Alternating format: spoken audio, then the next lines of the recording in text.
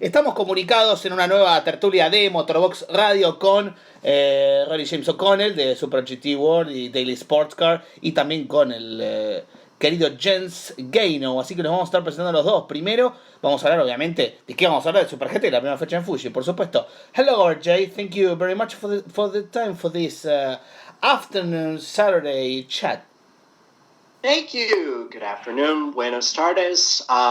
Konnichiwa. Very good to be here. I'm ready to talk about what was a very fascinating opening to the 2020 Super GT season at long last. And what about you, Jens? How are you? Yahoo! I'm fine. How are you? Very, very fine. After 4 hours in the radio today, ready for Super GT talk after the round one in Fuji. The first question is for RJ, of course. What are your thoughts about the round one Super GT with 1, 2, 3, 4, and 5 Supras in GT 500? Yes. Historic debut for the 5th generation Toyota GR Supra. Not just sweeping the top 5 in the Premier class, but also winning the GT 300 class as well, with the new Saitama Toyo Pet Green Brave GR Supra GT 500. And I think after this week, we came into this week thinking that maybe it was going to be Toyota versus Honda for the overall victory, and maybe Nissan were holding their cards close to their chest. Ultimately, it didn't come out like that because Honda could not sustain their pace over long runs. Nissan didn't have as many issues in terms of maintaining pace because, quite frankly, they just didn't have the pace there to begin with, unfortunately. So it left Toyota to clean up all the top 5 spots. Atom's 1-2, 37 ahead of 36. A Ceramo 3-4, 14 ahead of 38, and TGR's Team Star completing the top 5. It's a great day to be a fan in what you could arguably say was Supra GT that week. What about you, Geinou? What are your thoughts about the race? 300 kilometers of distance to start the year a couple of weeks ago. Yeah, it was quite certainly Super GT. As RJ said, going into the race, we thought it would be a tight battle between Toyota and Honda, and going by the results of the preseason tests, both the one at Okayama and then after the long break, the one at Fuji, we all thought that Honda, they might be the favorites, even though they described themselves as the challengers. And I think I know why they describe themselves as challengers, because they realize that their long-run pace is not as good as the one from the Toyotas. And this is something that just solely looking at the quickest lap times, you probably won't realize how good their long-run distance was. But they simulated it, they practiced it. For example, when they had free practice on Saturday, they just tested long runs, and Honda wasn't able to do that. And then they realized, okay, they have a high pace, a high long run pace, and it showed in the race with, as RJ said, like a very historic 1, 2, 3, 4, 5 finish for the new Supra. But despite the results that we had 5 Supras in GT500 leading the race, it was still exciting. There were lots of battles. It was dramatic, and it was exciting in GT300 as well, with the debut victory of the Saitama Supra, and a lot of close battles. For example, today in DTM, there was an Audi 1, 2, 3, 4, 5, if I remember correctly. Race wasn't that exciting, unfortunately, in comparison. I've got a buddy who's an Audi fan in another Discord, who was obviously very thrilled at that result. I can believe. Ok, lo que los muchachos estaban diciendo, I will speak in Spanish brief debrief about your answers.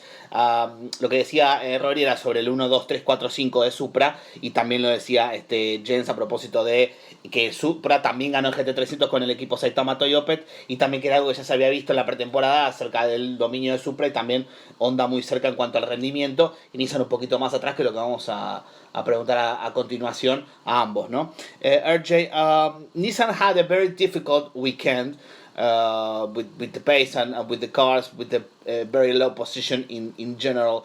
That GTR could be at the front in the next races? That's the hope. Obviously, things didn't start off too great in the race when Daiki Sasaki in the Kawasaki Impulse GTR, his race lasted exactly one half of a lap. Mm-hmm. That's a tough break for a team that normally excels at Fuji, does Team Impulse. Throughout the race, we saw the two Michelin-equipped GTRs didn't do so well, nor did Kondo Racing in their Yokohama-clad GTR. I did some performance analysis. I ran the drivers' fastest 10 race laps through a spreadsheet, as I'm wont to do when I have time for nothing else in this world of lockdowns and pandemics. And yeah, a lot of the Nissan drivers are further on down the board. Mm-hmm. It's disconcerting because they didn't have the drivetrain failures that they had in preseason testing, but it also seemed like they lacked the pace that having a revised engine was supposed to promise them. Jens, what insight do you have about why Nissan might be struggling so much? Well, the engine is a good point, because they thought that the new upgraded engine, and they have to stick with this engine now because there will be no engine development this year, it's not allowed, would help them out. Unfortunately, it looks like they had some sort of vibration problem, which caused them to have the issue at the preseason testing, where multiple cars had, I think it was another drive shaft issue that was caused by this. But I think the biggest problem for the GTR is actually the aerodynamics and the base vehicle, because the GTR, I mean, the new Supra is fresh. It's a completely new car. The Honda NSX is based on the 2014 car, on the concept car they developed, and the GTR is the oldest of the bunch. It's based on the 2008 model, and if you look at the car, and that's something that Nismo says as well, it's a bit more boxy, so to say, compared to for example the Supra. So the aerodynamics do play a big role for this car, and it seems like it's missing this key component, especially since you cannot do this much with the aerodynamics this year, because it's only just a little bit on the design line with the flick box and everything. That's where you're allowed to develop, and they have a hard time following this up. And also, what I can add is that's the interesting part, is because you mentioned the craft sports car and the module car, they're both on Michelin tires. However, they both had different problems at Fuji. For example, the module car is in the slow corners, like the TGR corner or the very technical last sector of the track. They had problems finding speed there, while the craft sports car, they didn't have those problems. So they have like a whole different philosophy behind the setups. Unfortunately, the stuff they learned from the opening round for the setup, they can work on that, obviously, but not for the tires, because as I think it was Ronnie Quintarelli actually who said that the tires got already decided in advance which tires they're going to run for the second race. Yeah, so this came up. The problem. Yeah, this came up in another topic that I would be very curious to see if it comes up. And this is something I didn't know. I didn't know that the tire compounds had to be decided a month in advance. and things weren't going so good with the Motul car after they accidentally collected one of their GT300 customer teams in Sector 3 late in the race, which effectively ruined any chance that Matsuda and Kittarelli had of picking up any points out of that weekend. Yeah, that's a good point. I don't exactly know if they are forced to pick which tires they're going to get for the race or for the race weekend, but I think they have to decide in advance so that their tire partner can actually manufacture those tires. And I remember, or I heard that Michelin said because of the pandemic, they had to decide on the first 2 rounds back in June. So everything they learned in the race with like the tire wear and everything, they cannot adapt that just yet for the upcoming round, which is a problem. And I think Nissan has the disadvantage of only having 4 cars, and only 2 of those cars are using the same tires. While the as you said, the Carsonic car had like no kilometers in the race after crashing out so early. After just a half a lap, so they couldn't test those Bridgestone tires under race conditions. So only Yokohama did, but it's only Yokohama with the Advent car, but that's only 1 car, and they cannot adapt the data they collected from this car for example, for the Carsonic car. Mm-hmm. Other than that, things are going great. Yes.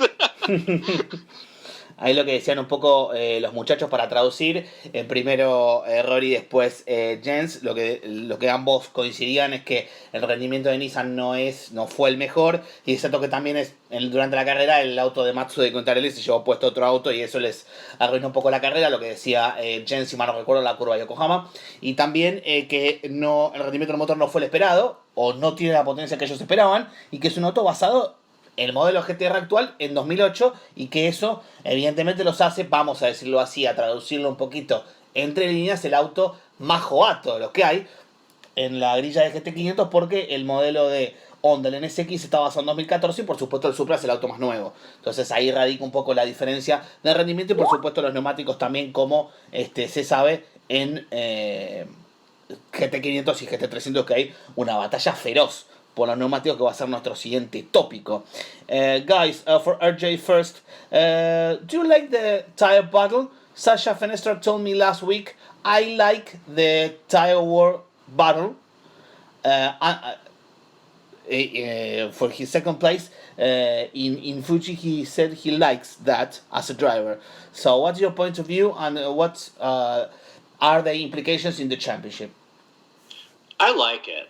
I like that Super GT is one of the very few top-level professional series that we have still anywhere in the world that has an open tire, that has like this open tire battle. You don't see it really hardly anywhere else in the world, for that matter. F1's been on controlled tires for going on 15 years now. For NASCAR, it's been about 25 years. There are countless other championships go on these controlled tires, but this open tire definitely adds a new element. It really does, and I could definitely see why Sacha enjoys that so much. Sacha had a great race. I just want to throw that out there. He looked very confident in his first race stint in a GT500 car. Did well to bring home a second place finish on debut with very high expectations put on him in the start of the season. But about you, Jens, what's your opinion on the tire war battle in Super GT in both classes? Yeah, I can add to that. Sacha had a fantastic race. You wouldn't even think that he's a GT500 rookie going into this race.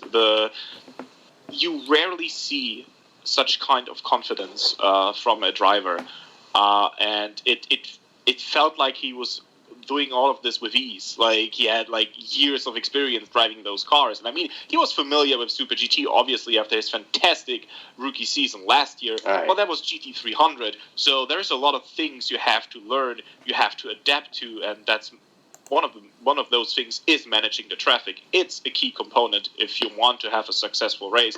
You need to know when to attack, where to attack, or stuff like bad things happen, like with the Motu car when lapping a GT300 car and they clash, right? I mean, it can happen. It's a race incident. It's bad luck, but it can happen the most veteran driver. But this is something you learn with experience. But I never felt like he was lacking some sort of experience. And you, RJ, you made this fantastic list showing the best, the performance of the drivers, and Sacha ranked pretty high, I believe. Right. So this list ranks every driver by the average of their 10 fastest race laps. Obviously, your winners, Nick Cassidy and Ryo Hirakawa, right at the top, number 1 and number 2, respectively. Fenestraz is 5th out of 27 drivers that had a representative number of laps. He was less than a tenth off the outright pace of his teammate Yuhi Sekiguchi, who's been doing this for a while. He looks confident. I said before that he has the potential to be kind of this next great foreign driver who comes over to Japan and does well, like Cassidy, like Loic Duval, like Benoit Trellier, like Andre Lauder before them. Obviously, the potential is there, and they're positioned well to make a deep run in the championship. Ok, lo que los muchachos decían es que en el caso de Rory, que sí que le gusta la guerra de neumáticos, y Jen decía un poco lo mismo. Y después también compartió en lo que es el chat interno de esta conversación vía Skype el gráfico que nosotros compartimos, yo en mi cuenta personal de Twitter, sobre el rendimiento de Sacha Fenestraz en la vuelta, digamos, promedio, y quedó a menos de una décima de Yuji Sekiguchi. Decía RJ decía que le parece que tiene potencia para ser un extranjero campeón en GT500, como lo fueron, por ejemplo, André Lotter, Benoit Trellier o Loic Duval, entre otros, por ejemplo, también en el pasado. I saw, RJ, a post on Super GT World which said the Saitama Toyota in its GT300, they didn't change the tires. So this is a fantastic win after a very good pace on free practice and qualifying and also the race. It's been a long time coming for this team who made a big leap forward last year. After 2 seasons with only 1 top 10 finish, they then made a huge leap in 2019. First pole position, first 2 podiums. With the new car and the testing results with this new Supra, expectations were very high that they could be in a line for a win sometime down the road this season. But it was still a refreshing surprise to see them take the win right in their first race. This is a team that is run by a car dealership whose staff of mechanics are all shop mechanics at dealerships. They don't come from racing backgrounds. They have a lead driver in Hiroki Yoshida, who's been a longtime journeyman who just not even that long ago, 7 years ago, was Super GT's pace car driver because he was having a tough time even finding a ride. And his rookie co-driver, Kota Kawai, who was deeply impressive early on in the race, comes up straight out of FIA Formula 4, having been overlooked and overshadowed by a lot of guys like F2's Yuki Tsunoda, Ritomo Miyata, who's now in GT.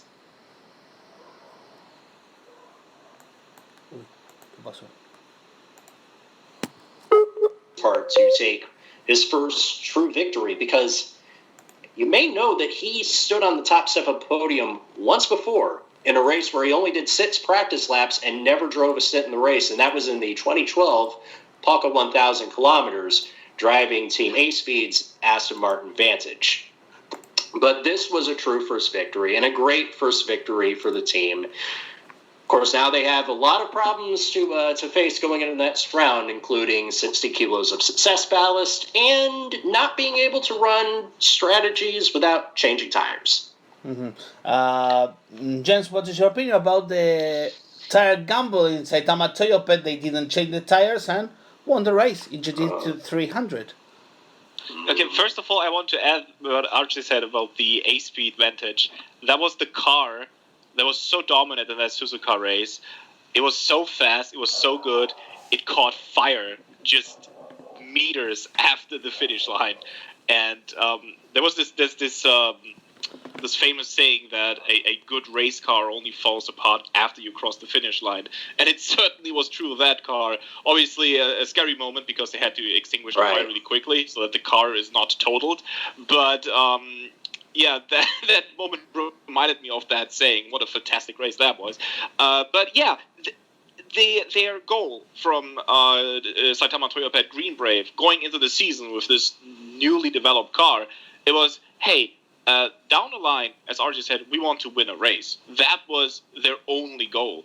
And now after the first race, their goal is, okay, now we can see how far we can go. Let's fight for the championship. And just looking at the sheer pace of that car, I think they have a good shot. However, there are like multiple factors going into this. They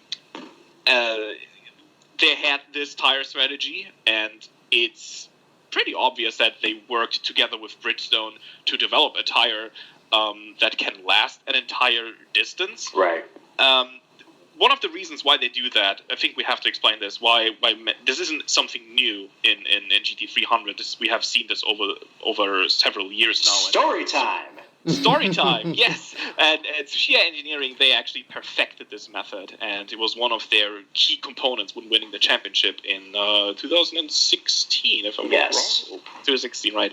The thing is, the JF GT300 cars, and this includes the mother chassis cars, they have their fuel tank is not as big as from the FIA GT3 cars. So when they have to refuel the entire thing, it takes about 8 seconds longer. And that's a lot of time to lose in the pits. And it's hard to make this up in the race. The other thing is the GT3 cars traditionally are a bit more powerful on the main straights, while the JF GT cars, they have better cornering speed. So it's being said that they drive a bit more like a Formula car in that way. So they have a hard time to overtake the GT3 cars, especially at the track as Fuji, where we saw JF GT cars winning pole position. But in the race, they got overtaken quite easily in the past sometimes. So they had to come up with a strategy to, okay, how can we gain time? How can we gain track position? And this led to, okay, how about we don't exchange tires at all? And so working with your tire partner to develop a tire where you don't have to exchange the tires, it's a risky strategy, obviously, but if you can have a tire that is hard enough and has a good durability to last an entire race, it's a huge advantage, and it helped them out. And to be fair, their biggest rivals in the race, which were Naoya Gamo and Togo Suganami in the Leon Pyramid AMG, they tried something similar. They only exchanged 2 tires, and interestingly, it was the 2 left side tires only. Yeah. So this is something we see in NASCAR, where they replace only the 2 left side tires because it's quicker when refueling. Unfortunately, they had a problem with one of the lug nuts in the pits, so they lost quite a bit of time. So I think it was Hiroki Yoshida who said, if they wouldn't have had that bad luck in the race, we probably would have had a tough fight at the end. And yeah, maybe they would have had. So this strategy is no more, at least for the next 2 races, because in a very surprising move, the GTA announced earlier this week that it will be mandatory for all GT300 teams, when they are changing drivers at the same pit stop, they have to exchange all 4 tires as well. This rule won't be in effect if the race is getting started on wet tires, obviously, but as long as they start on dry tires, and should be likely that we're going to see a dry race now that the rainy season is over in Japan, they have to exchange all 4 tires, and it's quite unprecedented rule change, and it's a massive rule change in the middle of the season, because we mentioned it earlier in GT500, and it's the same in GT300. The teams already decided in advance which tire they are going to use, because they already decided on the type of strategy they're going for. Right. So now this means that a Green Brave team that had gone in through preseason testing, developing their race strategies so that they reduce the risk of changing tires by just not changing tires as often as they could in as many races that they could. Now they're going to have to ask their mechanics to practice tire changes. That's something that they're going to have to get used to.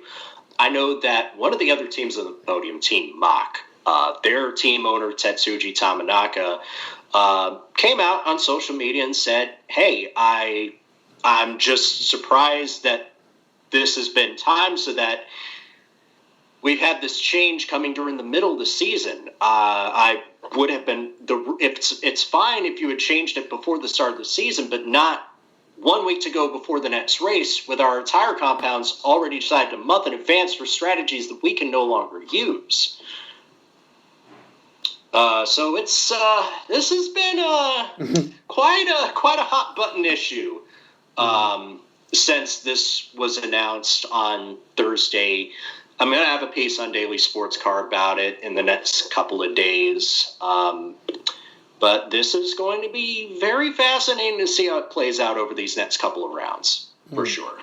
They also, if I can add to this, they also changed the, because they know that the JF cars would have a disadvantage now because they now cannot run this strategy anymore. They actually decided to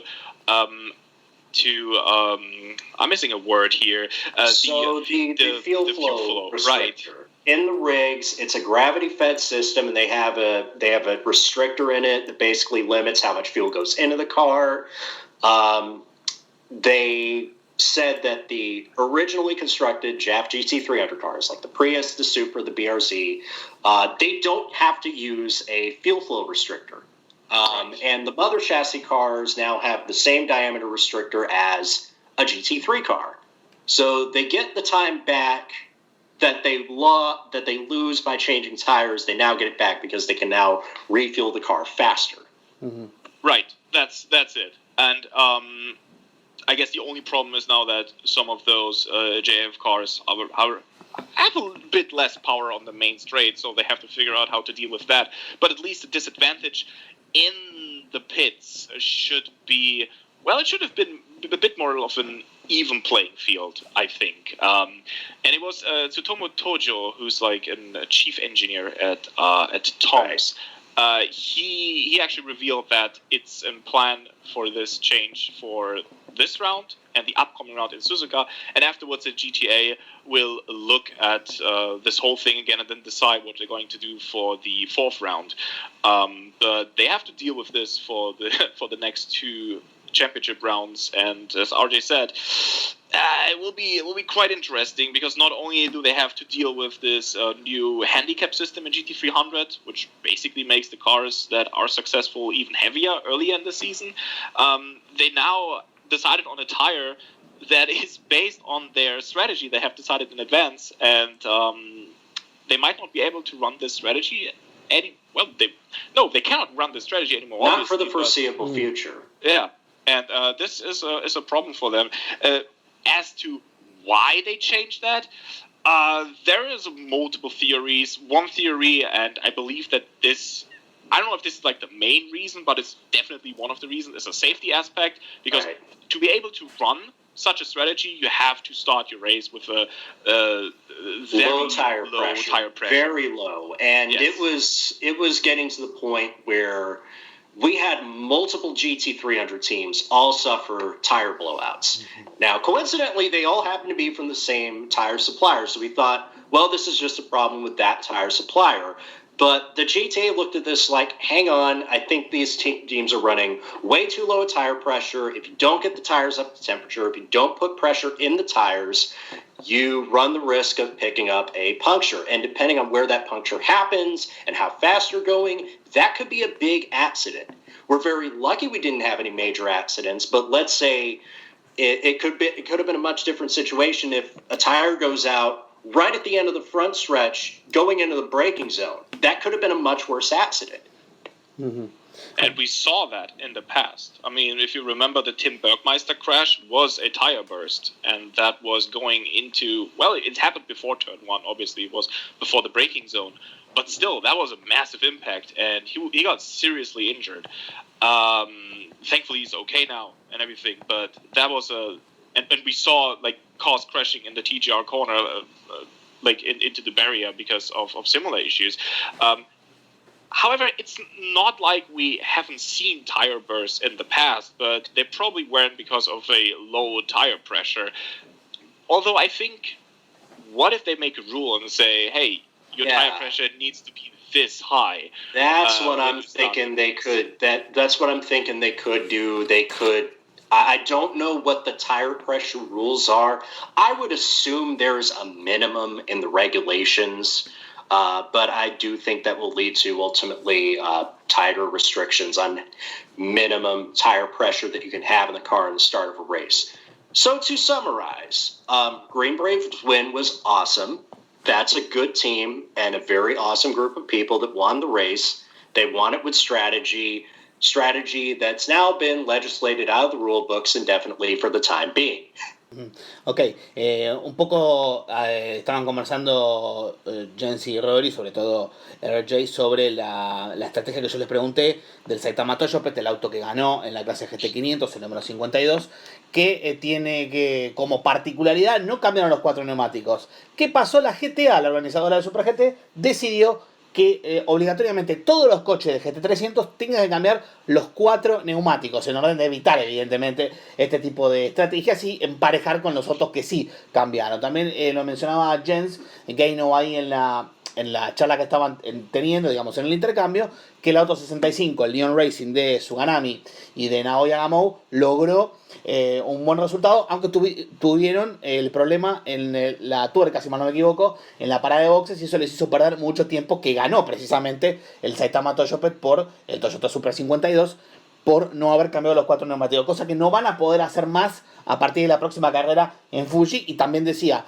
RJ sobre el auto número 5, que terminó en la tercera posición, que hizo la misma estrategia que los muchachos del concesionario de Saitama, del nuevo Supra, que también, bueno, que ellos se ven perjudicados en algún punto porque habían planificado durante toda la pretemporada la estrategia de las carreras en Fuji, sobre todo, que fue la sede de los test de pretemporada a fin de junio, y que todo ese trabajo con los neumáticos, el compuesto de neumáticos, como decía Sacha en la entrevista que nosotros le hicimos hace unos días, que se planifican qué compuestos se van a usar y qué compuestos no. Por lo general son 3 compuestos de goma, digamos, dura y blanda, por decirlo así, pero es option es uno, digamos, el alternativo, y el, digamos, el habitual, el normal, por decirlo de alguna manera. Digamos que no se especifica, por lo menos Sacha no especificó esto en la entrevista, pero es para graficar a la audiencia hispanoparlante. También se mencionó que en GT300 hubo muchas roturas de neumáticos por la baja presión en la goma, entonces esto provocaba las roturas, porque se le exige al neumático que llegue toda la distancia de carrera. Fueron 66 vueltas en el caso de Fuji para cubrir los 300 kilómetros de carrera, y que lo que mencionaban ambos era que había que evitar en lo posible accidentes fuertes, que también mencionaban algunos en el medio también, y que los autos HAF, los de la Federación Japonesa, a partir de este año tienen un restrictor de combustible que es similar a los autos de GT3, y también que tienen un auto, en el auto tienen una capacidad de combustible que es sensiblemente mayor, que tiene que estar más tiempo en boxes para cargar combustible, y que eso obviamente genera una disparidad. Además de, por supuesto, los GT3 son bastante más potentes en línea recta que los GT300 de la Federación Japonesa, y los famosos Modern Chassis de los que tanto se habla en el Super GT. Which is the most important thing for an spectator to watch a Super GT race, having account this tire war? Yeah. Jens, would you like to go first? Yeah, I can go first. So if I understood the question correctly, the tire war is a bit invincible in a way, because the thing is, the teams don't just use like different tire manufacturers as their partners. They also have several compounds going into the race. So you never know, is this team using a soft compound? Is this team using a hard compound, a medium compound? Like Yokohama traditionally has a lot of compounds they distribute to their teams. So, and even in the race, like when they change the tires, you don't know, okay, did they switch the compound now in the middle of the race, or did they stay on the same compound? And so it's a bit, how should I put it? It's a bit hard to see. It's like this invisible battle. You obviously see the pace of the cars at the track, and well, traditionally you see that like a team like Nakajima Racing, they're a bit more struggling with the Dunlop tires, and they would probably be stronger if they wouldn't use Dunlop as their partners, but they have a contract with Dunlop. Dunlop is giving them money to work with them, and they're only developing for one team, so they have less data to work on. So having a good tire is important to win the race. So you can be like a really strong team, but if you don't have the right tires, or made like a bad tire choice going into the race, and from what Nick Cassidy said, that even among the Toyota teams, there wasn't like any unity when selecting the tires, and he said that it was quite surprising because normally like the teams pick a similar compound, but this time they all went in a entirely different direction, and even with the setups, and you can see that with the two Michelin cars from Nissan having like two different types of setups, even though they have the same tires. So it's a fascinating battle, but it can also be a very hard to follow battle. It is. I think the manufacturers typically do have their own, their own quirks, their own specialties that they specialize in. Like, it seems like going into the season, Bridgestone and Dunlop in GT300 are the strongest of the four tire manufacturers in that category, and they also does Michelin as well. So obviously some of them excel in hotter conditions, some of them excel when it's colder, some of it excel when it's dry or mixed weather or in full wet conditions. So that's obviously something to look forward to. As far as the compounds themselves, it's not like Formula One where all the tire compounds are easily identifiable just by looking at the sidewalls. So that's why you can sometimes see some cars on different tire compounds, even though they're the same model, may go faster one or the other because they picked an entirely different compound, as Jen said. But it is very refreshing to see. As mentioned, it's one of the few series that we have that has an open tire category. Mm-hmm. The Japanese media actually asked Masaki Bando last year after the Autopolis round if they perhaps could find a way to make like different compounds recognizable, and the answer was a very friendly no. It's probably something the manufacturers don't want, right? Because we don't call it a tire war for a reason. It's a very hard fought battle, and because it was the Adam Corsa Lexus that stormed to victory with like an incredible final stint, coming from out of nowhere basically to win the race. So everyone was like surprised, and they changed the tires at the right moment, at the right compound, and so people asked, hey, can you perhaps like show us like this? And Bando basically said, well, it's a surprising factor, and when you see the car going fast, you ask yourself, how can they be so fast? And I think it's an exciting thing to see on TV or at the track. So I don't think we're going to see like a marker or something like in Formula One or in IndyCar on the side of the tires anytime soon. Right. They're going to keep that data confidential. If depending on whether or not they feel comfortable releasing it, or the teams feel releasing it, but we're not going to see them like easily identified. But long story short, it is really awesome that we have this. It's awesome that we have tire manufacturers who all have their own different strengths and weaknesses as well. They could be really good in one race at one track, and then at the very same track, just a few months later, everything can be much different depending on the conditions, the weather, the temperature, how much rain there is or isn't. Yeah, for example, the rain. That's a really good example. In 2017, the Thailand round, the track was wet at the beginning. So some teams started on dry tires and some teams started on wet tires because, like, with the high humidity, the track would dry really quickly. Obviously, the rain tires were the quicker way to go for the opening lap. So the teams who gambled with the dry tires. I had the chance to talk to Ronnie Quintarelli because they had the demo laps at the DTM in Hockenheim really quick. And he told me that they had no confidence in their rain tire at that moment because Michelin didn't have like a rain tire for these kind of situations. For like, if it would have been like heavy rain, it would have been a whole different story. But right, like we saw at Sugo last year because the rain was much heavier and Frederick Makolecki and Kohei Arate were carving through the field. But in those mixed conditions, that's when it's different.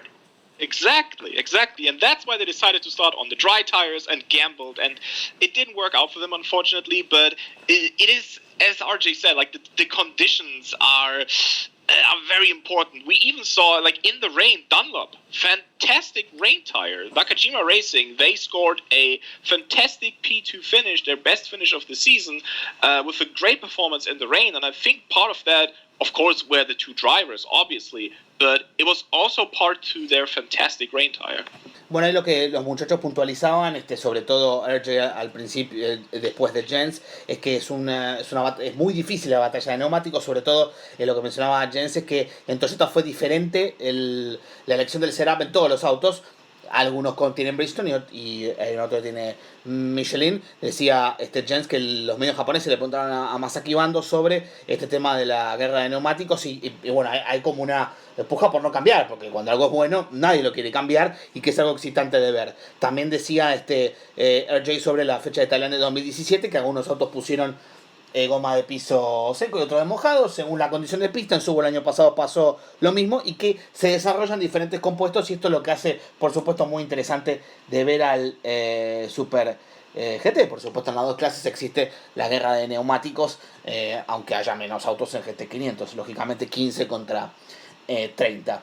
RJ, do you think that Supra will be dominated this season, will dominate the 7 rounds to go in this year, or maybe Honda will be a hard contender for the title in GT500? If it were anything like the first race, I would say yes. It really comes down to what the other manufacturers, Honda and Nissan, can develop this year. How Toyota can stay ahead, how teams perform, given that they will now have to deal with success ballast for the next 5 rounds.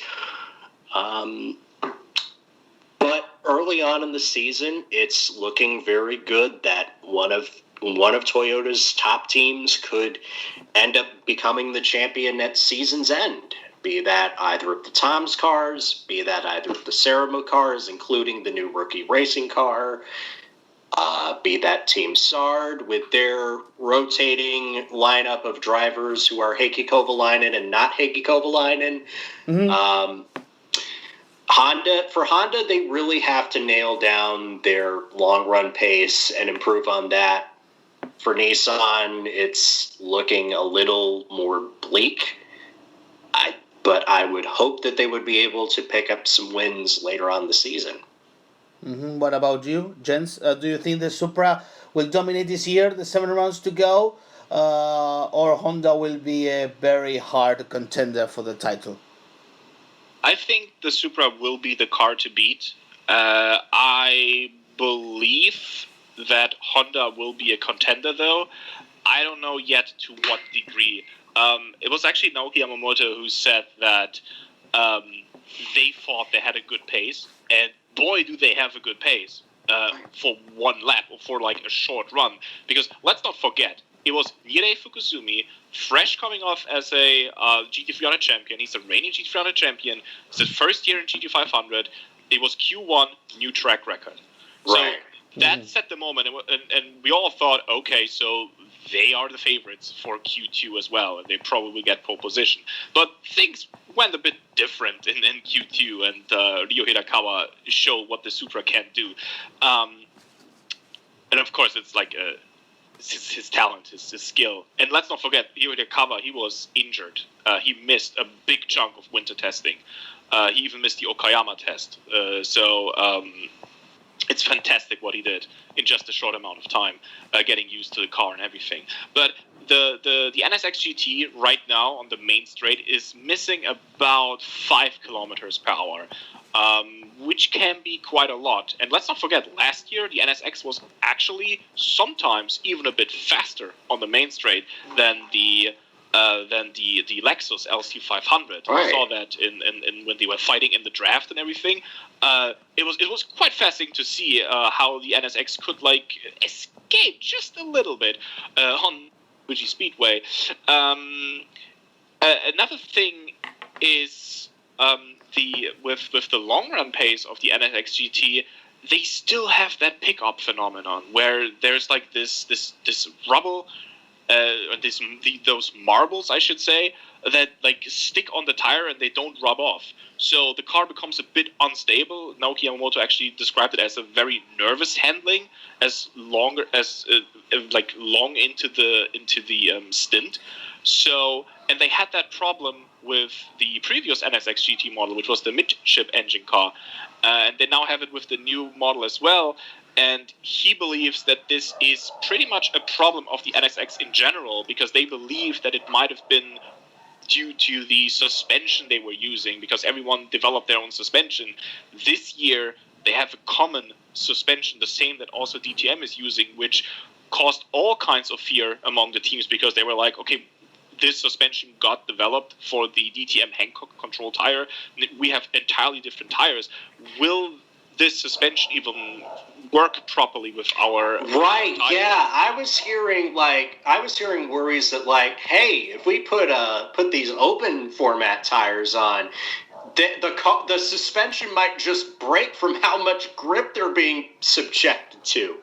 Exactly, and thankfully that wasn't the case. I actually asked that at Fuji Masaki Bando, and he just smiled and said, no, it's no problem at all. We had so many test kilometers without any issues, so no worries there. And yeah, certainly, it's not a worry. However, I think Nissan is actually struggling because of this as well, because they had a pretty good suspension. The diffuser was really good as well, and now that those parts became common, it kind of hurt them. Standard suspension arms. It's a lot to get used to, and it's going to be very fascinating to see what Honda and Nissan can do and are able to do and will do to catch up. Because if it's just like it is in the first race, this will be a big Toyota benefit. Exactly. And I mean, last year, Toyota, or Lexus rather, they were dominating the season as well. I mean, Honda 6 out of 8 wins. Yeah, they got the victory at the rain-shortened opening round. We can barely call that a race, unfortunately. Then the other wet race at Sugo, that was the sole Nissan victory, but outside of that, it was just Lexus. And I mean, they got close a couple of times, but they couldn't go the mile to grab that like hard-fought victory last year. So I hope that we will see a lot of tight and fascinating battles at the lead. And I think we will, because as you said, RJ, the success balance system, it guarantees that the cars that are strong in one race will suffer in the other races. It was Nick Cassidy jokingly said, "Oh, we can stay at home for the next round." He's obviously joking, and I'm pretty sure the 37 car will be strong again next weekend. I think this will help Honda and Nissan out, but to what degree we can say yet. Ok, lo que decían los muchachos acerca de si el Supra puede seguir dominando esta temporada. Lo que decía RJ es que sí, si nos basamos en la primera carrera, puede ser el resto de la temporada, que Honda va a ser un fuerte competidor por el título en GT 500. Le mandamos un saludo a los perros que están ladrando. Que Honda tiene buen ritmo, nos decía también Jens, y que son un auto muy rápido, y que a pesar de haber ganado, Hirakawa estuvo lesionado buena parte de la pretemporada, quizá la pandemia lo pudo haber salvado, y que el NSX GT hoy pierde 5 kilómetros en línea recta, y a pesar de esto era más rápido el año pasado incluso que el Lexus, y que también hablaban de que hoy a Nissan le está costando con esto de la suspensión en las partes control que se han implementado recientemente en el Super GT como parte del reglamento de clase 1. Speaking about class 1 regulations, as maybe you know, the DTM will face the Audi putting out at the end of the season. So, what do you think that Super GT maybe can do with Class 1 regulations? Will finish at 2022 with the current regulations and they change for another? Or maybe we'll try to approach DTM and continue the actual collaboration? I firmly believe that even if DTM completely collapses, because the DTM that we see now as it is will not exist come next year. That's just a given, because BMW is not going to race by themselves. None of the teams that are currently running Audis will want to run without factory support. Aston Martin's not coming back. Mercedes isn't coming back. So whatever DTM is now will be much different next year moving forward. That said, GTA chairman Masaki Bando has kind of said that, like, hey, we're going to stick with our current regulations to the end of 2022. And when it comes time for a new format, that we're going to look into alternative fuel sources. We're going to look into potentially hybridization. But we're not going to stray far away from the format that we have. In other words, they're not going to make GT3 the new premier class. I don't think they would go to the unified hypercar LMDH format. This is still going to be the fastest super silhouette GT cars in racing for the foreseeable future. Mm-hmm. What is your view, Jens, about this collaboration between DTM and Super GT, and maybe if DTM collapses as we expect after Audi pulling out at the end of the year, with Super GT maybe change or not the actual Class 1 regulation for GT 500 class? Yeah, as RJ said, I can't really add much to that. He perfectly summarized it already. I guess it depends a little bit on what's going to happen with DTM, because there is the danger of DTM completely ceasing to exist. Of course, they're hoping that they might change to a GT3 base cars and everything. But as RJ said, Masaki Bando said in a press conference that they are committed to Class 1, and they want to run the current cars until 2022, and then they will look into what else they can do. And I also firmly believe that also because the manufacturers want this battle, it's not like Toyota, Honda, or Nissan ever said they want to have a spec car or anything. Right. For all the trouble that Nissan has been, which is well documented in the press, they do not seem to be at any risk of wanting to stop. The big three manufacturers all want to remain committed because they firmly believe hey, this is the format that works for us. Exactly, and they don't just see GT500 as a marketing arm like some of those German manufacturers saw with DTM. And it isn't even mean when you say that, because it's pretty easy to spot even when you look at the paddock with the very fancy and big hospitalities for the VIP guests and everything. This was a huge deal for them, a huge marketing deal as well. While in Super GT, it's the competition was more of the focus, and they let the results speak and not just their brand name. And they still want to continue this. And even if you like go into the hybrid route and would say, oh, hey, how about a spec hybrid system? You would have like Honda and Toyota going, no, we want to develop our own hybrid system. Yeah, for better or for worse, Toyota's insistence on developing their own hybrid system is kind of why the Le Mans Hypercar project and LMDH convergence has become a bit of a problem in top-flight prototype racing.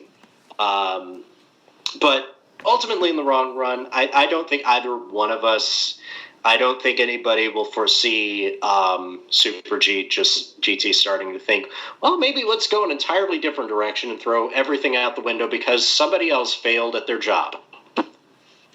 Exactly. And Masaki Bando also once said, and this was about the tire war, but I think it applies for other things in GT500 as well. He said, as long as the fans like it, if they would say, hey, we don't want to see the tire war anymore, we want spec tires, then they would probably think about like going to a control tire. But as long as the fans like this battle, and as long as the manufacturers like this battle, and they want to pay this amount of money, they have to pay. I mean, cost saving is important, and that was one of the reasons why they went with this Class 1 regulation.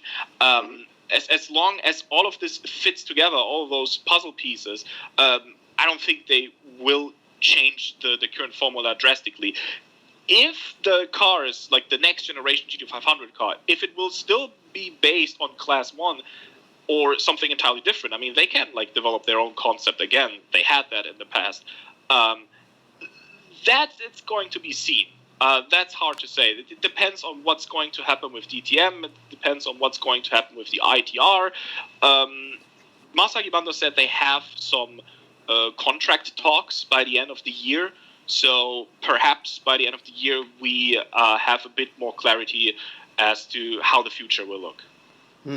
Ok, lo que dicen los muchachos sobre la actual colaboración, que todavía existe entre Super GT, sobre todo en la clase GT500 y el DTM, que bueno, RJ puntualizaba y Jens estaba de acuerdo en que el DTM como tal no existirá a partir de 2021, porque bueno, por el retiro de Audi va a ser imposible que BMW pretenda competir sola, aunque Toyota lo hace en la casa del MP1 del WEC, eso es problema de ellos.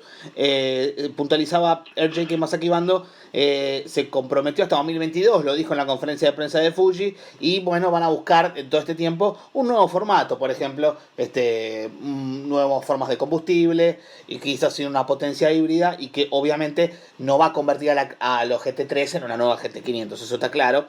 Y lo que decía Jens es que a las tres marcas les sirve este formato como está ahora el Super GT, piensa que es la que va, les sirve, les rinde como va, y que bueno, puede haber un conflicto si es que Toyota quiere proponer su propio sistema híbrido, como porque ya lo está desarrollando. En el WEC ya lo tiene desde hace ya muchas temporadas, y bueno, esto puede ser una especie de conflicto, ¿no? Y que dependerá mucho de lo que pase con el DTM y la empresa ITR, por supuesto, al final de este año, y qué es lo que decidan. Si efectivamente colapsa la categoría por segunda vez, si se funde, o si en efecto, bueno, podrá continuar pero con otro formato, y ahí comenzarán las discusiones sobre la continuidad o no de la colaboración entre ambas categorías.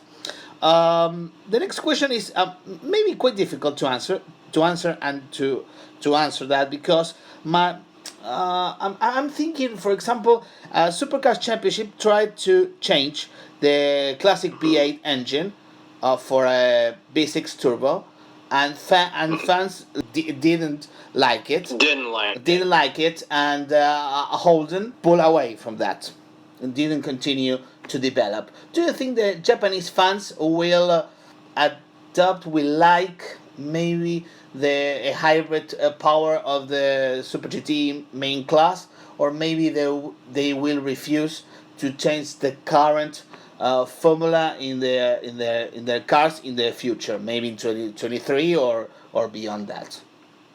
Yeah, I think it was the quote from Bando-san himself who said, we're going to try and see if these options are available for alternative fuel and hybridization, but we have no intent to remove the traditional senses, the sights, the sounds, the scents, of traditional petrol-based motor racing from Super GT entirely.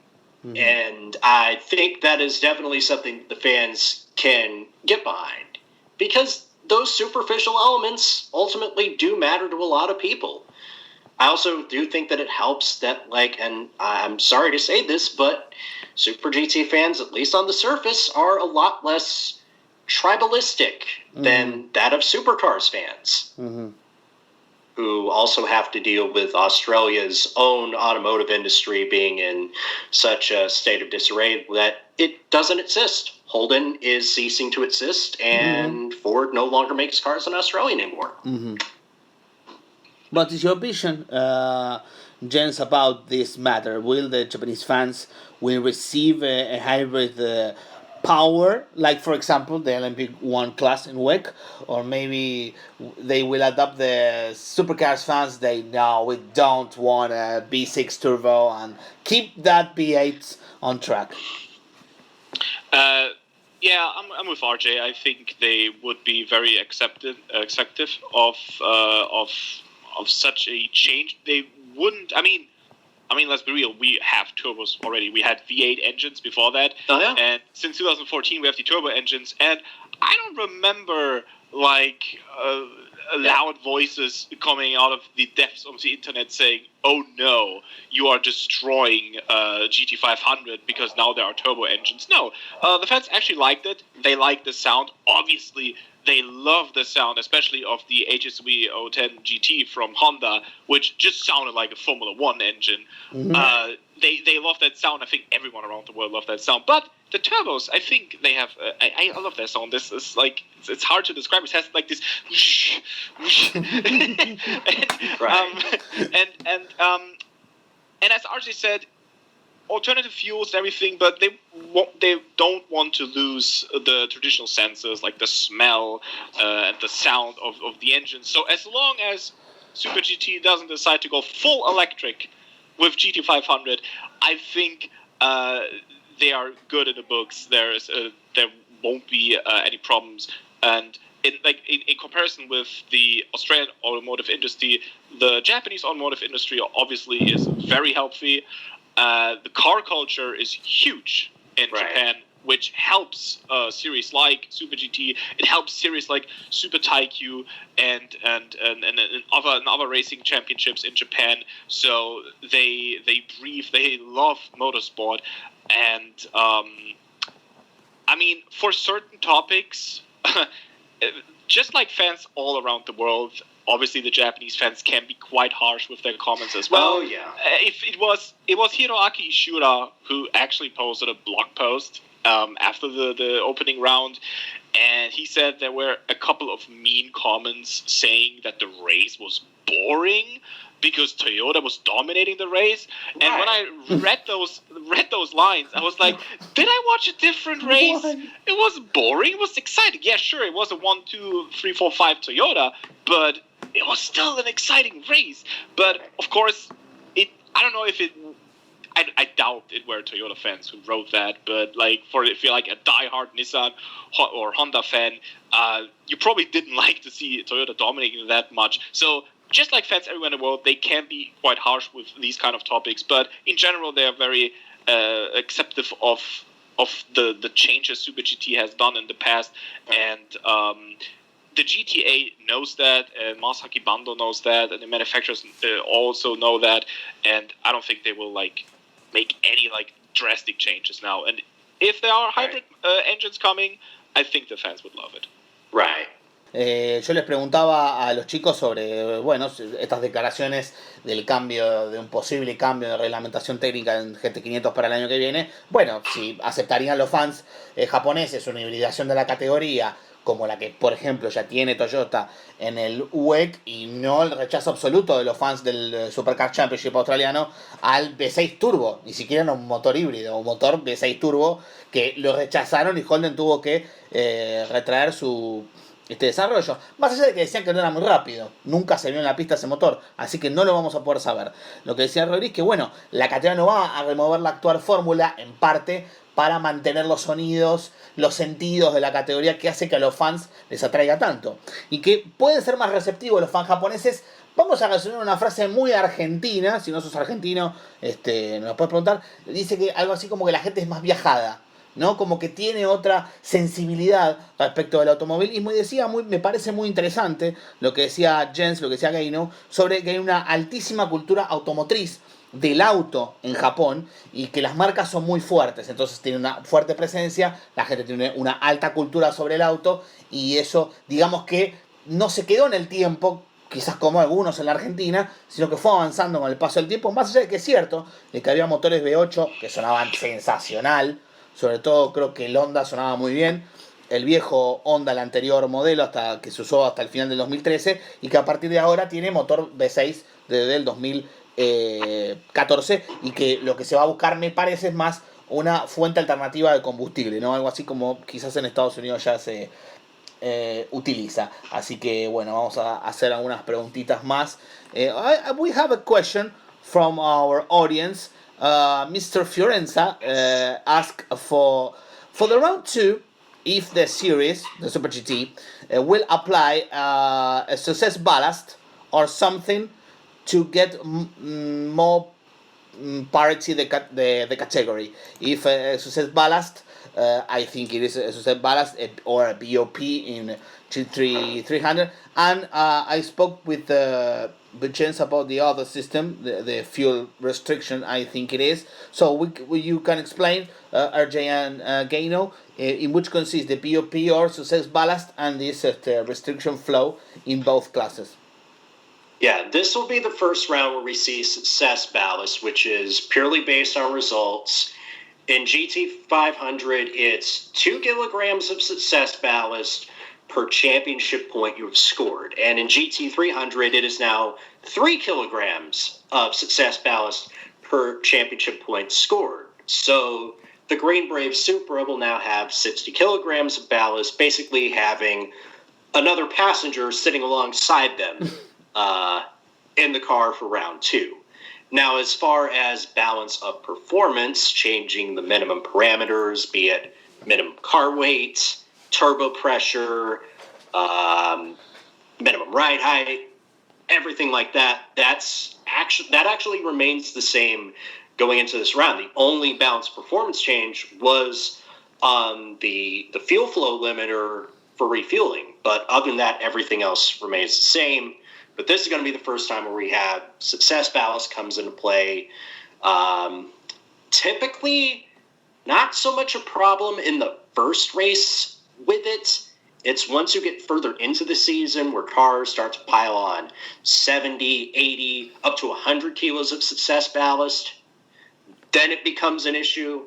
And then, of course, in GT500, it's not just physical weight. It's a combination of weight and fuel flow limiters inside the engine that I don't think I have the time to explain on this format of podcast.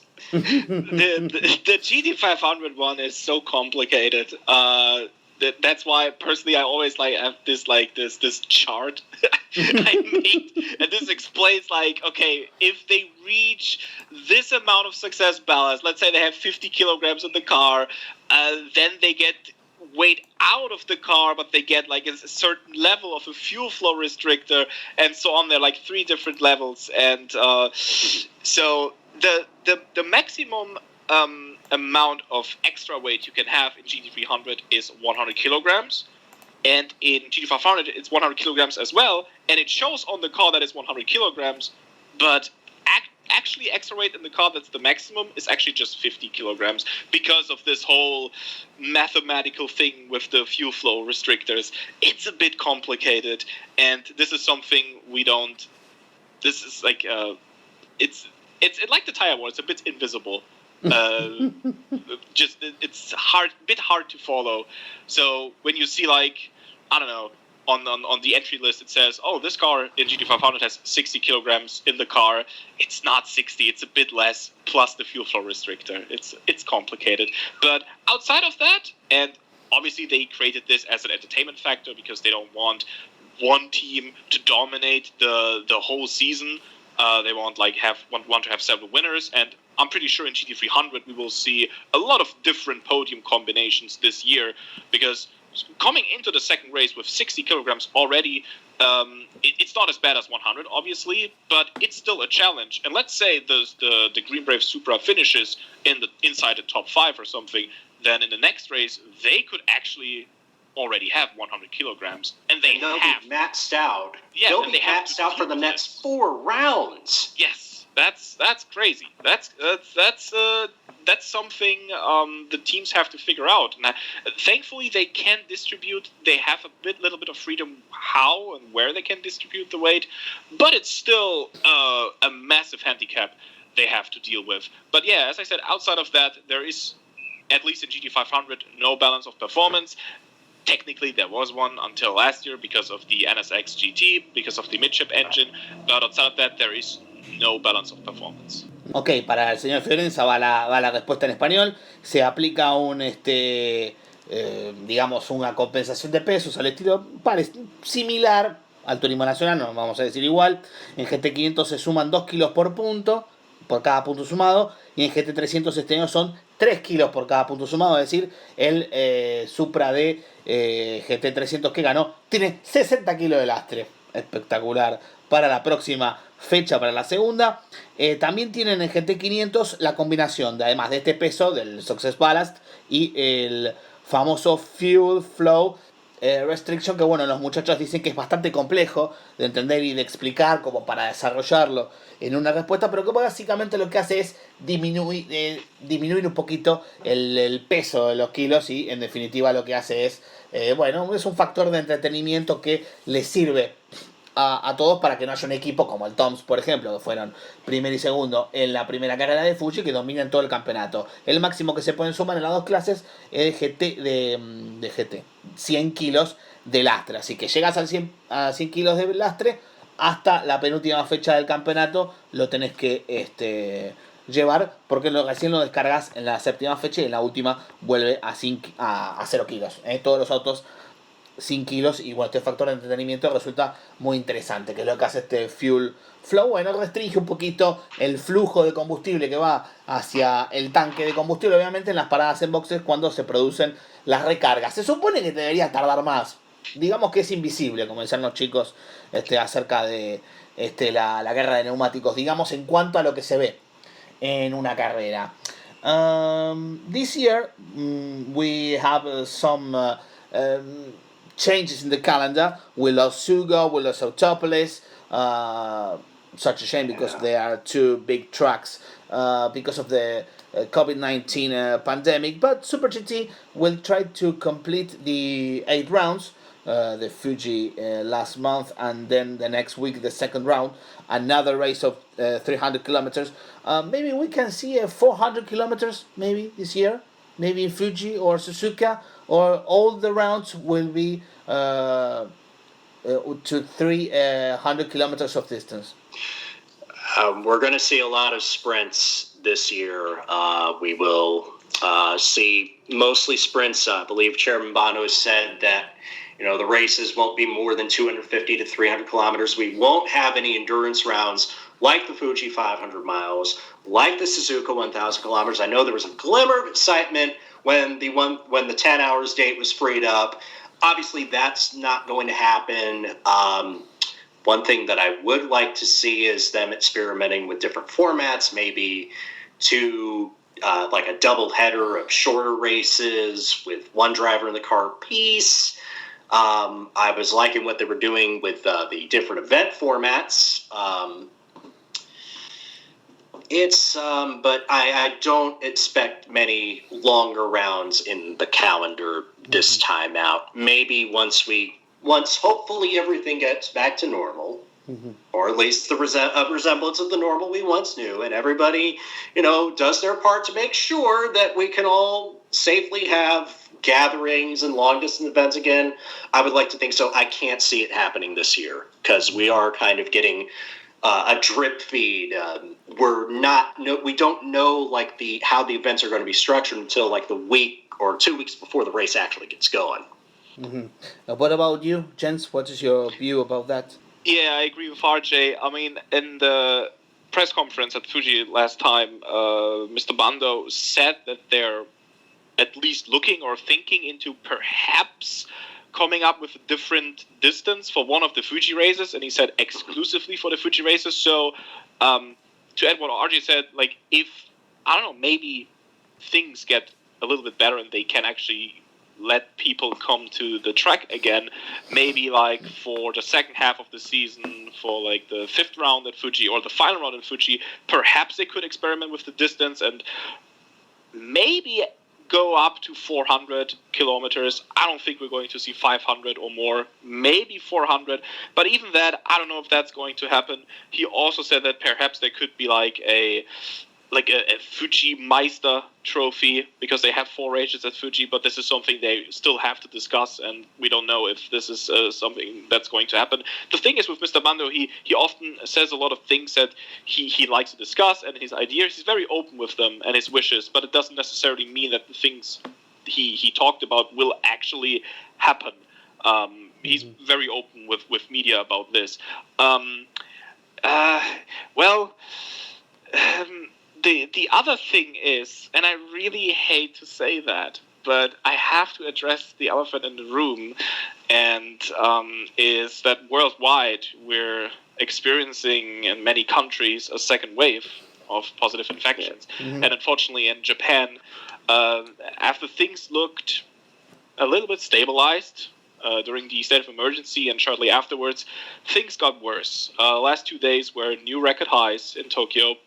And the narrative of the politicians, mainly Tokyo Governor Yuriko Koike, she said, we're not going to return to a state of emergency. That narrative unfortunately changed. She now threatens with another state of emergency. Okinawa already declared one, or is set to declare one.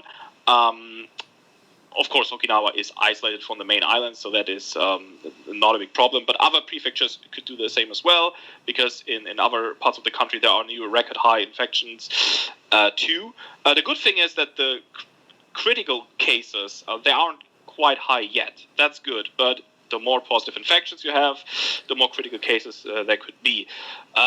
What this means for the future, I don't know, but it's kind of like a sword of Damocles sort of way that is like looming like a threat going forward for the season, because if the Japanese authorities do have to declare another state of emergency, and of course we know that Japan is not doing like an entire lockdown, but a state of emergency would mean that no mass gatherings, and Super GT, even without fans, is a mass gathering with about 1,500 people in the paddock, and that's without the supporting events.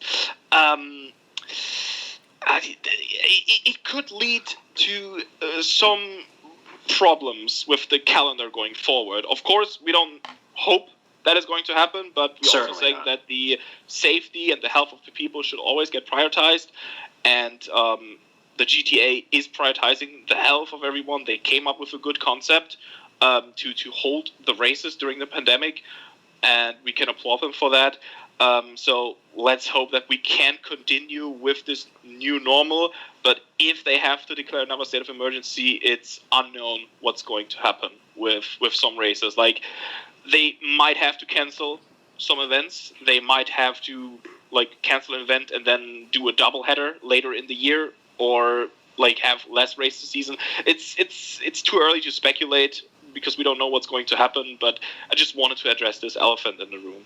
Lo que dicen los muchachos sobre, bueno, si habrá carreras en efecto, ante la cancelación, digamos, de los eventos en Sugo y Autópolis, sobre todo, en Japón, y los dos eventos internacionales que estaban previstos, es que, bueno, Rory decía, bueno, que difícilmente haya carreras de endurance en 2020, máximo de 300 kilómetros. Se hablaba, como dice también, puntualizaba Jen, sobre el Master de Fuji, ya que habrá 4 fechas en el Fuji Speedway, y también puntualizaba Jen sobre el aumento de casos de coronavirus, del COVID-19 en la zona de Tokio y sobre todo en Okinawa, que estaba por declarar nuevamente esto de estado de emergencia, similar a la cuarentena que tenemos de este lado del mundo, no exactamente igual, pero sí, digamos, bueno, le dicen, se recomienda a la gente que se queden en las casas, y bueno, el aumento de casos en Tokio puede ser que nuevamente se ingrese en estado de alarma, de emergencia, y esto podría hacer que algunos eventos tengan que suspenderse o que haya eventos de fin de semana corridos, como muchas categorías lo están haciendo,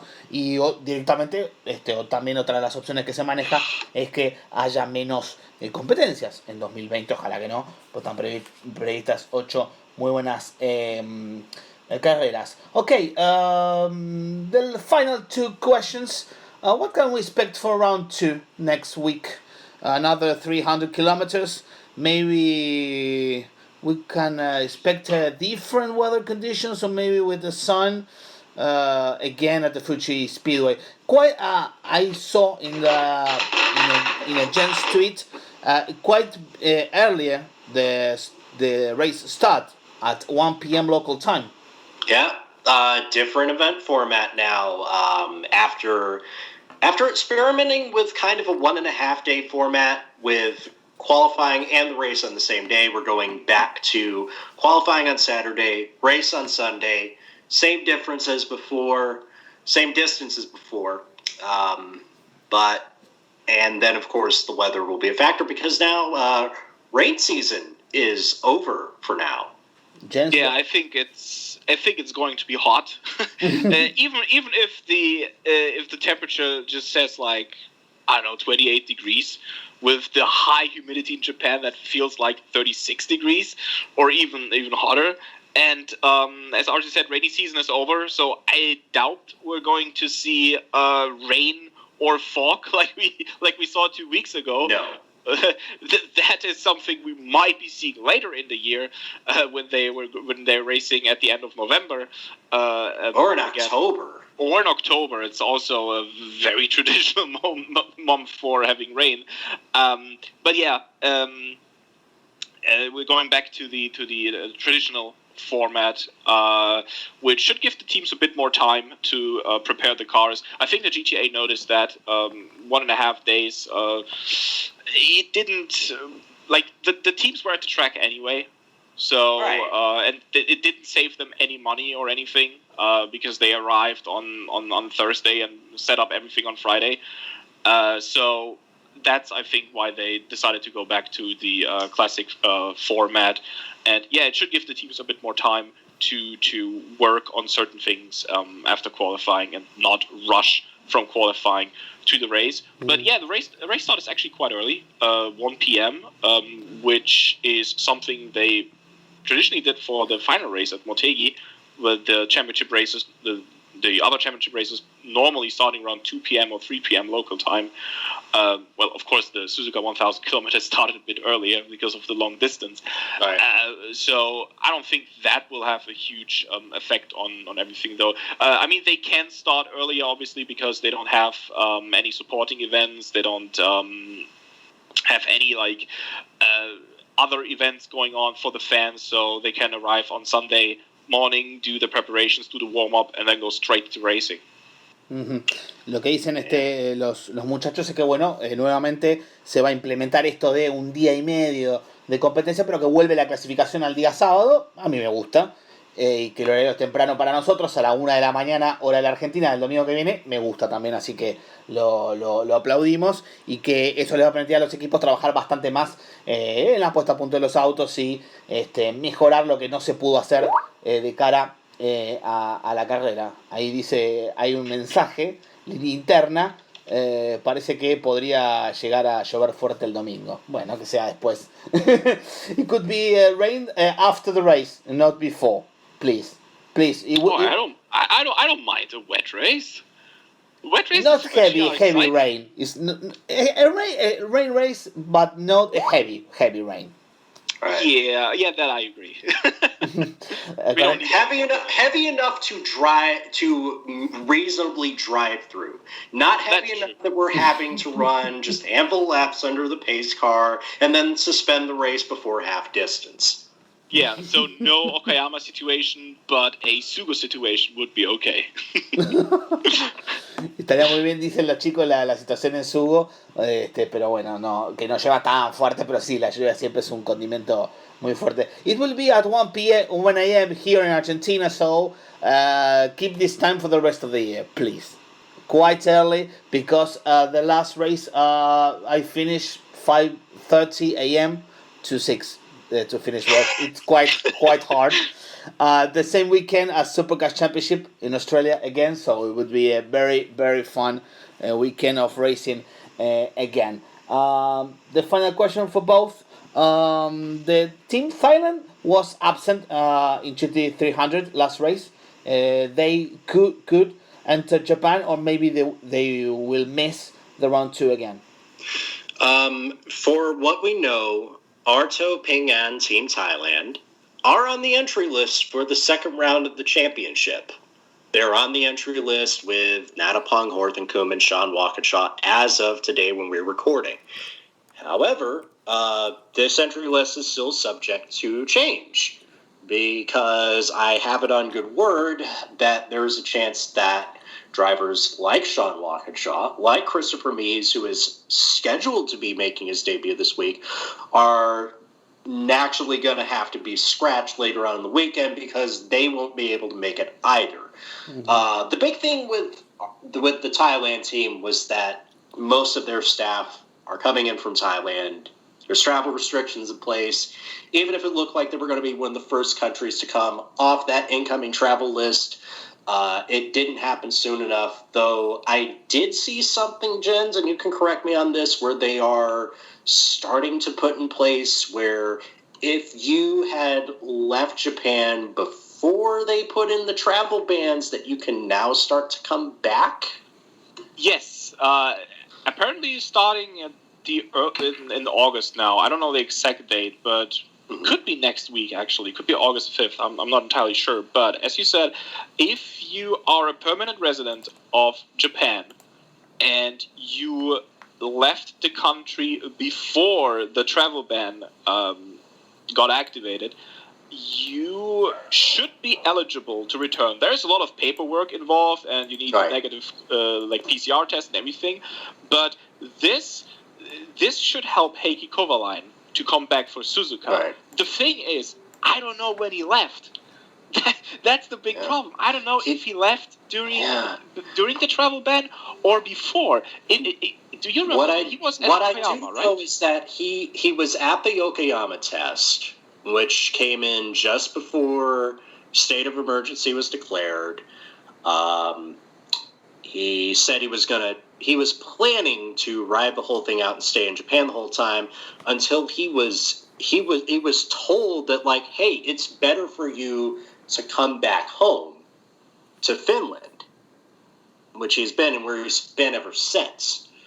I'm thinking now about, if you have not followed Super GT and Super Taikyu alum Jonah Lester on Twitter and Instagram, his adventures of trying to get back into Japan to race in the series over there have been quite fascinating, to say the least, because he is having to go through so much just to try and get there. Yeah, the latest update I saw is that the embassy in New Zealand told him that he has to hand in the paperwork in person in Japan, which is quite difficult if you cannot enter the country. So thankfully he has some friends to help him out with that. But the big question is, can they hand in the paperwork instead of him? Is that even allowed? So this is something they have to figure out, because the good thing for him is that he's from New Zealand, and New Zealand is one of those countries where they want to relax the entry restrictions a little bit for first off for business travelers and everything, and he could sort of fall into this category, so that's good for him. For other drivers that are currently not in the country and racing somewhere else in the world, it's difficult. So yeah, I also expect some changes on the entry list going into the Fuji race. For example, I don't think we're going to see Christopher Mies. Unfortunately, because he was just racing this weekend, if I recall. Oh, if he was racing this weekend, then there's no chance. Because I had heard he was racing in Europe this weekend. Right? Right. And Kenta Yamashita is already on a plane to Europe to race in the 6 hours of Spa, because this isn't just impacting Super GT.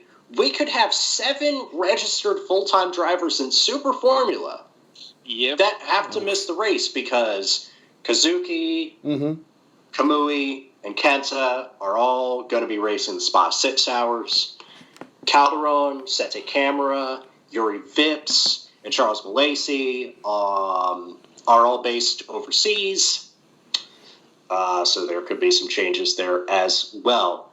Yeah, this is something Super Formula, or the JRP rather, they confirmed this today, that the 7 names RJ just mentioned have a problem with the 3 Japanese pilots.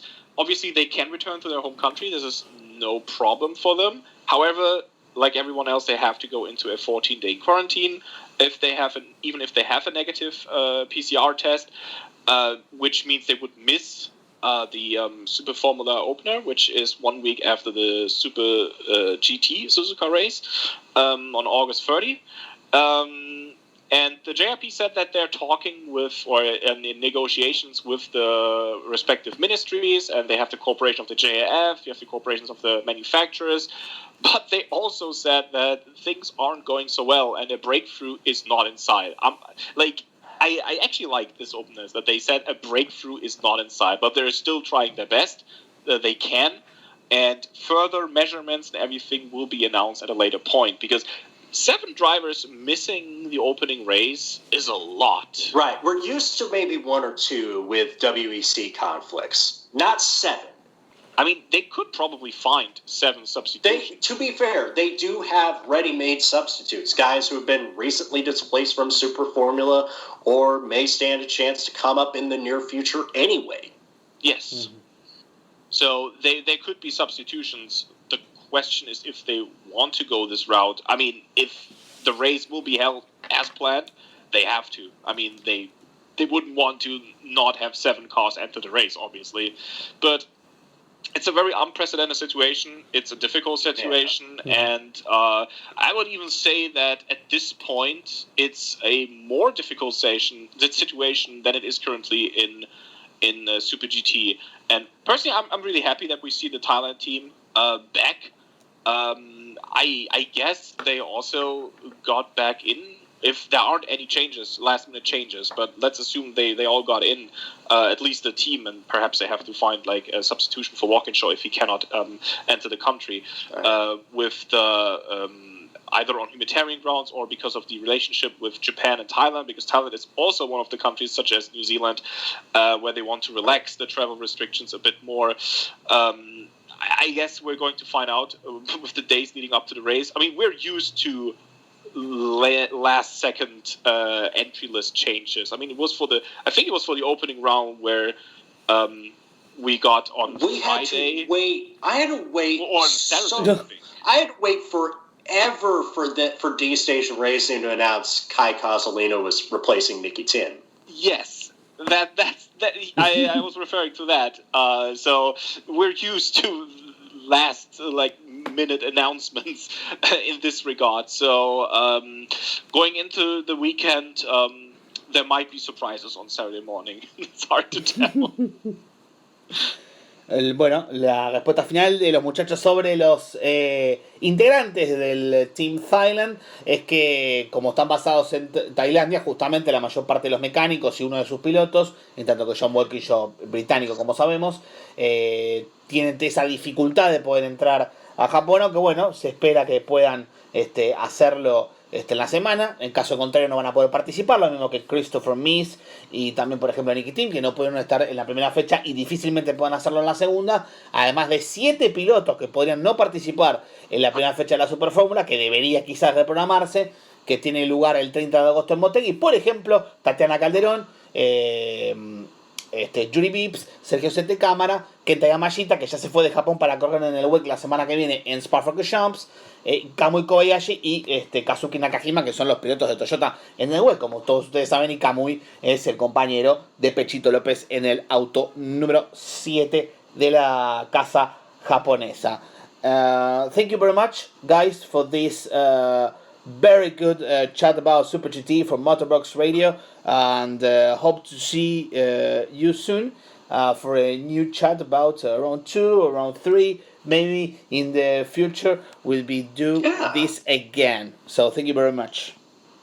You're very welcome. Do I have time to make just a quick 60-second, if that promotion plug, what have you? Do I have time to promote one other project that I'm a part of very quickly? Yes, of course. Yeah. So I'm also part of another podcast, Motorsport 101, with my friend Andre Harrison and Ryan King. We talk F1, we talk MotoGP, World Superbikes, and IndyCar. Andre's actually recently been featured on BBC Radio 5 Live, Fast Talkers with Jenny Gao. Please check out our podcast at motorsport101.com. We cut a little bit looser than most. We're a little more laid back. We're a little more on the edge, but we like to have fun, and we're also not afraid to talk about very difficult topics as well. So please check it out if you can. And everyone, please stay safe. Wear your mask in public, of course, and be good to one another. So, gents, thank you very much for the time for this chat, and I will love to do this again for MotorBox Radio. Yes, thank you very much. Thank you very much for the invitation. Always fun to talk with you, talk with RJ especially, and I support this plug. I recently had the time to listen to the Motorsport 101 podcast, and it's a lot of fun. It's a great bunch of people, and you should definitely check it out.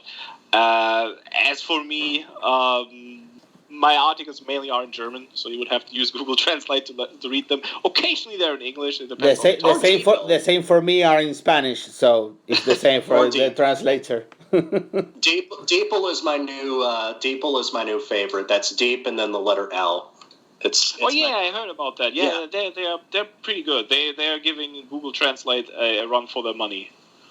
You can also find me on Twitter, where I mostly do my stuff. At Geinou, that's Geinou. That's where you can find me. You can talk to me about mainly Japanese motorsport and sometimes our shenanigans, but mainly Japanese motorsport. Thanks very much for the invitation. Always great to talk, and would love to do this again. Also, everyone, please stay safe, be respectful to each other, and don't forget to wear your mask. It helps us all to get through this difficult situation. Lo mismo le decimos a todos ustedes, a la audiencia en español, que se cuiden mucho, utilicen mascarillas en público y que traten de estar lo más seguros posible junto a quienes más quieren. En esta nueva edición de las Tertulias de MotorBox les queremos agradecer a todos por habernos acompañado. Síganos en nuestras redes sociales, @motor_box en Twitter, www.facebook.com/motorboxarg, que es el Facebook, y por supuesto también en Instagram MotorBox Radio, y se viene cambios. Vamos a ver si podemos estar en la nueva web prontito con todos ustedes. Hasta aquí hemos llegado hablando de Supergente. Nos encontramos en la próxima ocasión. Nos podés leer en www.motorboxradio.com.ar.